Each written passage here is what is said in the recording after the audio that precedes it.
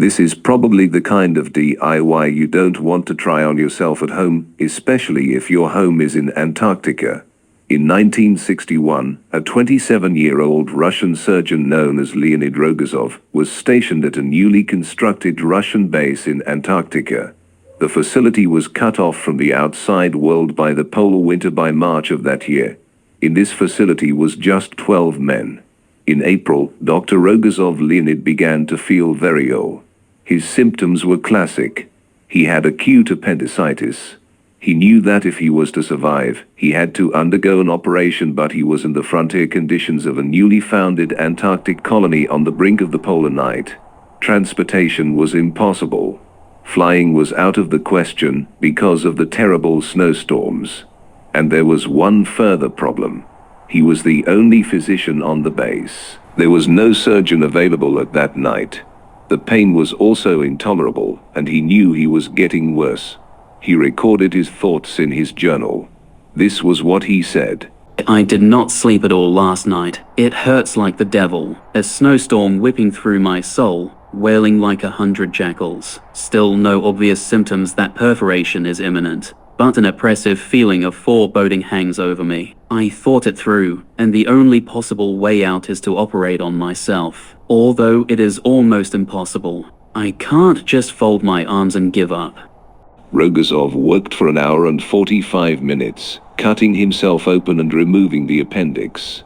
The men he'd chosen as assistants watched as the calm and focused doctor completed the operation, resting every 5 minutes for a few seconds as he battled vertigo and weakness. He recalled the operation in a journal entry. I worked without gloves. It was hard to see. The mirror helped, but it also hindered. After all, it's showing things backwards. I worked mainly by touch. The bleeding was quite heavy, but I took my time. While opening the peritoneum, I injured the blind gut and had to sew it up. Suddenly it flashed through my mind. There were more injuries here and I didn't notice them. I grew weaker and weaker. My head started to spin. In every 4 to 5 minutes, I rested for 20 to 25 seconds. Finally, here it was, the cursed appendage. With horror, I noticed the dark stain at its base. That means just a day longer and it would have burst. At the worst moment of removing the appendix, I flagged. My heart seized up and noticeably slowed. My hands felt like rubber. Well, I thought was going to end badly. And all that was left was removing the appendix. That was when I realized that I had actually saved my own life. 2 weeks later, Dr. Leonid Rogozov was back on his feet. He immediately resumed his regular duties. Later in October 1962, Rogozov returned to Russia and started working on an MD at his alma mater. In September 1966, he defended an MD thesis titled Resection of the Esophagus for Treating Esophageal Cancer.